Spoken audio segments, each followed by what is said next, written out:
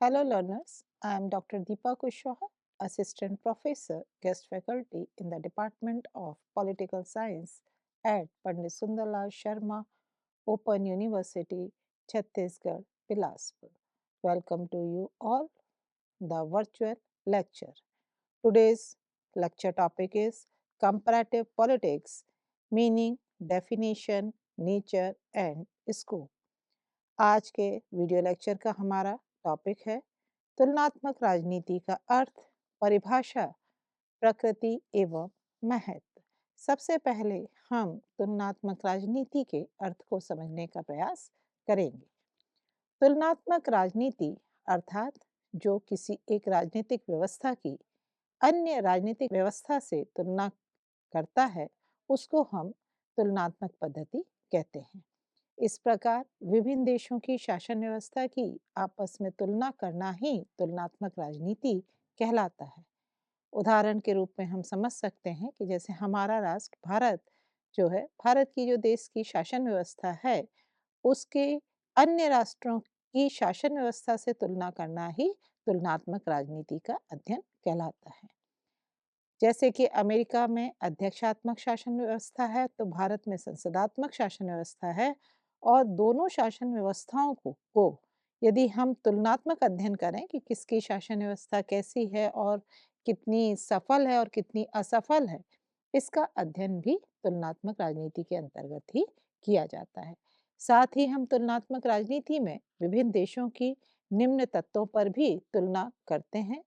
सबसे पहले जैसे राज्यों की राजनीति अर्थात हम राज्यों की नीति के बारे में तुलना कर सकते हैं।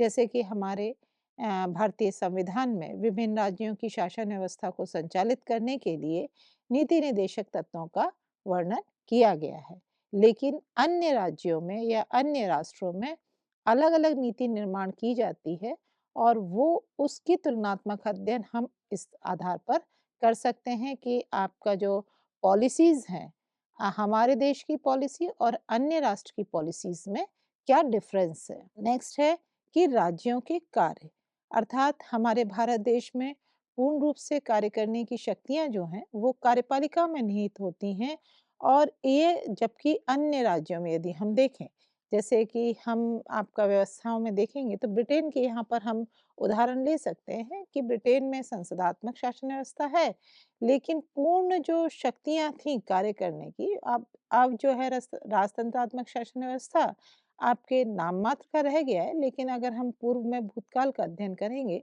तो वहाँ की कार्यपालिका शक्तियां जो थी पूर्ण रूप से राजा में निहित थी। इस तरह से हम दोनों राष्ट्रों का अर्थात भारत और ब्रिटेन की कार्यपालिका शक्तियों का आपके तुलनात्मक अध्ययन कर सकते हैं। तीसरा हम अध्ययन कर सकते हैं कि राज्यों की संगठन व्यवस्था का। राज्यों की संगठन व्यवस्था के अंतर्गत यहाँ पर जो संस्थाएं अलग अलग राजनीतिक व्यवस्थाओं का कार्य करती हैं, वो जो अलग अलग संस्थाएं जैसे आप कार्यपालिका है, विधायिका है, न्यायपालिका है, इन सब का भी अलग अलग हम संगठन के बारे में तुलनात्मक अध्ययन कर सकते हैं।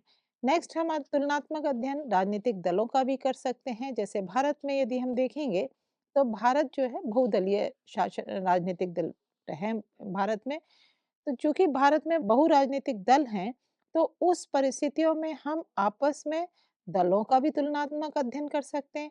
जबकि यदि हम विकसित राष्ट्रों को देखेंगे तो अधिकांश राज्यों में आपके द्विदलीय व्यवस्था है, और द्विदलीय व्यवस्था होने से वहाँ पर हम ये जान सकते हैं कि आपके अमेरिका में द्विदलीय व्यवस्था ज़्यादा अच्छी है या ब्रिटेन में अच्छी है या आपके अन्य राज्यों में, या भारत का जो बहुदलीय व्यवस्था ज़्यादा उचित है कि द्विदलीय व्यवस्था अमेरिका की ज़्यादा उचित है। नेक्स्ट हम देखेंगे कि तुलनात्मक राजनीति केवल आधुनिक युग की देन नहीं है, बल्कि इसका अपना एक पुरानी व्यवस्था बहुत पहले से चली जा आ रही है। अगर आप देखेंगे कि तुलनात्मक राजनीति के विकास की शुरुआत राजनीतिक हमारे जो जनक हैं, राजनीति विज्ञान के जनक और साथ ही तुलनात्मक राजनीति विज्ञान के भी जनक अरस्तु से हुई है। अरस्तु ने सबसे पहले 158 देशों के संविधानों का राजनीतिक व्यवस्था के अंतर्गत तुलनात्मक अध्ययन किया था। अरस्तु के बाद से अनेक विचारकों ने अपना अलग-अलग विचार रखा और साथ ही उन्होंने ये देखा कि कौन सी शासन व्यवस्था सामाजिक व्यवस्था के लिए अच्छी है और साथ ही जैसे-जैसे सामाजिक व्यवस्था का वो अध्ययन करते गए, वैसे-वैसे तुलनात्मक राजनीति का भी विकास होता चला गया। तुलनात्मक राजनीति आज जो वर्तमान स्थिति में पहुँची है, उसमें कहीं न कहीं जो विश्व के अधिकांश जो राष्ट्र हैं, जो आज वर्तमान में देखें तो अधिकांश राज्य विश्व के स्वाधीन हो चुके हैं, उन्होंने कैसी शासन व्यवस्थाएँ अपनाई हैं या वो शासन व्यवस्थाएँ उनके यहाँ कैसे संचालित हो रही हैं, इसका अध्ययन भी इसके अंतर्गत ही किया जा रहा है। नेक्स्ट अब हम देखेंगे कि तुलनात्मक राजनीति की परिभाषा। तुलनात्मक राजनीति की परिभाषा अलग-अलग विचारकों ने अपने-अपने अनुसार दी है। सबसे पहले हम जिन वैलेट के अनुसार यदि देखा जाए तो जिन वैलेट ने कहा है कि तुलनात्मक राजनीति विश्व में विभिन्न सरकारों का अध्ययन करता है जिसमें विभिन्न देशों की विधान पालिका, कार्यपालिका तथा न्यायपालिका का अध्ययन किया जाता है। साथ ही वहाँ की राजनीतिक दल, दबाव समूह, चुनाव प्रणाली का अध्ययन भी इसके अंतर्गत किया जाता है। इसी संबंध में फ्रीमैन ने कहा है कि तुलनात्मक राजनीति का अध्ययन राजनीतिक संस्थाओं तथा सरकारों के विभिन्न प्रकार के तुलनात्मक विवेचन तथा विश्लेषण करता है। मैक्रिडीज के अनुसार इनका मानना है कि अरस्तु के समय से ही राजनीतिक मूल्यों, विश्वासों, संस्थाओं, सरकारों और व्यवस्था विविधता में शामिल रही है। विविधताओं में समान तत्वों की खोजबीन करने का प्रयास को ही तुलनात्मक राजनीति कहा जाता है। लासवेल ने कहा है कि तुलनात्मक पद्धति वैज्ञानिक पद्धति की तरह ही सामान्य नियमों की खोज के लक्ष्य की प्राप्ति की विधि है। उपयुक्त सभी विचारकों की परिभाषाओं से यह स्पष्ट हो जाता है कि तुलनात्मक राजनीति दो या दो से अधिक देशों की राजनीतिक व्यवस्थाओं की तुलनात्मक अध्ययन है या एक ही देश की अल्प समय की राजनीति की तुलना कर सकते हैं। साथ ही इसमें हम ये भी देख सकते हैं कि क्या असमानताएं हैं या क्या समानताएं हैं। तुलनात्मक राजनीति की प्रकृति। तुलनात्मक राजनीति की प्रकृति को हम निम्न बिंदुओं के आधार पर समझ सकते हैं। पहला है तुलनात्मक राजनीति लंबात्मक तुलना है, अर्थात इसके अनुसार तुलनात्मक राजनीति एक ही देश में स्थित विभिन्न स्तरों पर स्थापित सरकारों व उनको प्रभावित करने वाले राजनीतिक व्यवहारों का तुलनात्मक विश्लेषण व अध्ययन है। प्रत्येक राज्यों में कई स्तरों पर सरकारें होती हैं।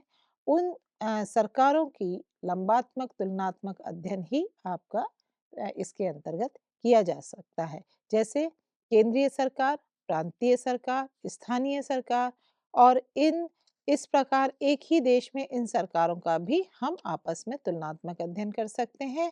और जैसे कि हम भारत के संदर्भ में देखेंगे तो भारत में केंद्रीय सरकार अलग है, राज्यों की सरकारें अलग हैं, साथ ही आपके जिला सरकारें हैं, फिर ग्राम पंचायत में आप देखें तो इस तरह से हम अलग-अलग स्तर पर भी इनका तुलनात्मक, लंबात्मक अध्ययन कर सकते हैं। नेक्स्ट है कि तुलनात्मक राजनीति की जो तुलना है वो क्षैतिज तुलना है, अर्थात यहाँ पर तुलनात्मक राजनीति चूंकि प्राकृतिक संबंधी दूसरी क्षैतिज धारणा है जो कि दो भागों में विभक्त है। जैसे कि पहला अगर हम देखें तो एक ही देश की विभिन्न समय में उपस्थित राष्ट्रीय सरकारों की आपस में तुलना। जैसे आप देखें कि केंद्र सरकार में वर्तमान में बीजेपी सरकार है और पूर्व में कांग्रेस की सरकार, उसके बीच में गठबंधन की सरकार आई। इन तीनों सरकारों का आपस में आप तुलनात्मक अध्ययन जो किया जाएगा वो आपके क्षैतिज तुलनात्मक अध्ययन के अंतर्गत किया जाएगा। नेक्स्ट है इसी में दूसरा जो देखें तो अल्प राज्य में उपस्थित सरकारों का आपस में तुलना और अपने ही देशों के सरकारों की तुलना भी दूसरे देश से की जाती है। और ये जो अल्प सरकार राज्य हैं उनमें आपस की ही सरकारों का अध्ययन करना भी क्षैतिज तुलना के अंतर्गत आएगा। नेक्स्ट हम देखेंगे कि तुलनात्मक राजनीति का क्षेत्र क्या है। तो तुलनात्मक राजनीति का क्षेत्र जो है एक विवादास्पद प्रश्न है क्योंकि इसके विषय क्षेत्र की प्रमुख समस्या यह है कि इस तुलनात्मक राजनीति में किस किस चीज को सम्मिलित किया जाए और किस चीज को उसके अध्ययन क्षेत्र से बाहर रखा जाए। अगर हम तुलनात्मक राजनीति के विषय क्षेत्र को देखें तो उसके विषय क्षेत्र को लेकर परंपरावादी और आधुनिक जो राजनीतिक विद्वान हैं उनमें गहरा मतभेद है। जहाँ एक और परंपरावादी विद्वान जो हैं वो तुलनात्मक राजनीति को संकुचित अर्थ में प्रस्तुत करते हैं, जबकि जो हमारे आधुनिक राजनीतिक विचारक हैं वो एक विस्तृत दृष्टिकोण इसको देने का प्रयास करते हैं। अब हम इसी श्रृंखला में तुलनात्मक राजनीति के महत्व को समझने का प्रयास करेंगे। तुलनात्मक राजनीति का बहुत अधिक महत्व है अध्ययन के विषय के रूप में और अध्ययन के नए क्षेत्र के रूप में। तुलनात्मक राजनीति राजनीति विज्ञान का नया तत्व या अध्ययन विषय नहीं है। इसका अध्ययन उस समय से होता आ रहा है जब से राजनीति व राजनीतिक व्यवहार का अध्ययन प्रारंभ हुआ। तुलनात्मक अध्ययन प्रारंभ से ही मानव के अध्ययन का केंद्र बिंदु रहा है। अरस्तु से लेके आज तक के राजनीतिक विचारक तुलनात्मक राजनीति का अध्ययन काफी प्रचलित हो गया। आज राजनीतिक व्यवहार को तुलनात्मक आधार पर समझने के लिए नए नए दृष्टिकोण और उपागम विकसित हो गए हैं। तुलनात्मक अध्ययन या राजनीति का महत्व इन बातों से दृष्टिगोचर होता है। पहला, राजनीतिक व्यवहार को समझना तथा तुलनात्मक अध्ययन राजनेताओं के लिए एक मार्गदर्शन का कार्य करता है। इसके द्वारा वे जनता के लिए योग्य सुझाव प्रस्तुत करते हैं और बदलते राजनीतिक व्यवहार और व्यवस्था की जानकारी ग्रहण करते हैं। उदाहरण के लिए राजनेता मतदान व्यवहार के विभिन्न तत्वों का अध्ययन करके यह निष्कर्ष निकालते हैं कि तुलनात्मक स्थिति पर मतदान की स्थिति क्या रहेगी। साथ ही इसमें सबसे ज़्यादा जो क्षेत्र का महत्व जो रहता है मतदान में, उस तत्व का अध्ययन भी इसके अंतर्गत किया जाता है। साथ ही तुलनात्मक राजनीति का महत्व विद्यार्थी, शिक्षक व नागरिकों के साथ साथ जनसाधारण के लिए भी महत्वपूर्ण है, क्योंकि इससे हम यह भली भांति जान सकते हैं कि विभिन्न राजनीति की समाज के लोगों का राजनीति के व्यवहार पर परस्पर अलग अलग क्यों होता है, इसका अध्ययन भी इसके अंतर्गत करते हैं। साथ ही इसकी मूल्य और विधियां कौन सी हैं जो वह एक दूसरे को समझने के लिए प्रयोग करते हैं। इसके द्वारा राजनीतिक व्यवहार की जटिलताएं कौन सरलता से समझ सकता है, ये आपके तुलनात्मक राजनीति में ही किया जाता है। साथ ही राजनीतिक व्यवहार की जटिलता को समझे बिना इस प्रकार के प्रश्नों के उत्तर ना ही दिए जा सकते हैं और ना ही दूसरा राजनीतिक को वैज्ञानिक स्वरूप इसको प्रदान किया जा सकता है। वैज्ञानिक स्वरूप प्रदान करने के लिए इसका तुलनात्मक अध्ययन आवश्यक है। अरस्तु के समय से ही तुलनात्मक अध्ययन द्वारा राजनीति के अध्ययन को वैज्ञानिक बनाने के प्रयास किए जा रहे हैं। 50 देशों के तुलनात्मक अध्ययन के बाद व्यवहारवादी क्रांति ने राजनीति को तुलनात्मक आधार पर एक विज्ञान का रूप देने का प्रयास किया गया था।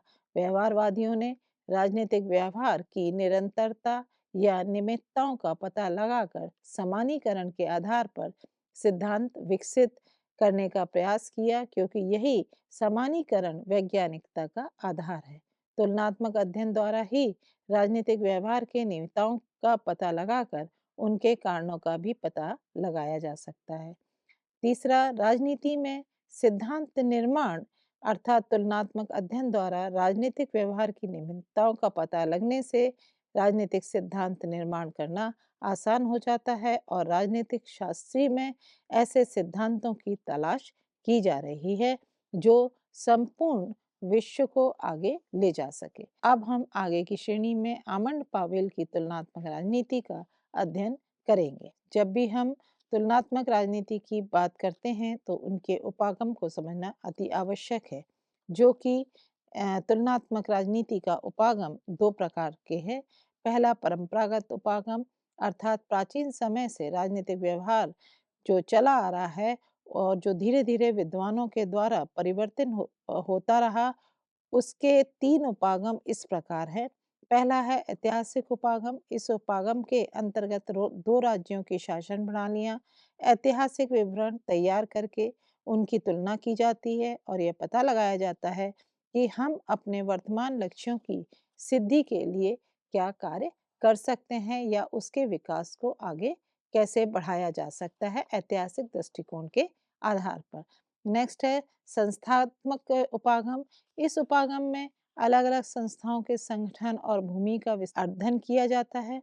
शासन और राजनीति से जुड़ी सारी संस्थाओं के संगठन पर विचार किया जाता है। दूसरा आधुनिक उपागम अर्थात जब द्वितीय विश्व युद्ध के बाद साम्यवाद का उदय हुआ और बहुत सारे ऐसे राष्ट्र हुए जो सामने उभर कर आए और इसमें बहुत सारे बदलाव हुए। इसी कारण से तुलनात्मक राजनीति का अध्ययन नई तरीके से विकसित हुआ और इसी को आधुनिक उपागम नाम दिया गया है। निष्कर्ष रूप में यदि कहा जाए तो तुलनात्मक राजनीति के अध्ययन से हमें ये पता चलता है कि अपने देश की शासन व्यवस्था का संचालन किस तरह से होना है। साथ ही विभिन्न सरकारों का तुलनात्मक अध्ययन भी इसके अंतर्गत हम कर सकते हैं। धन्यवाद। नमस्कार।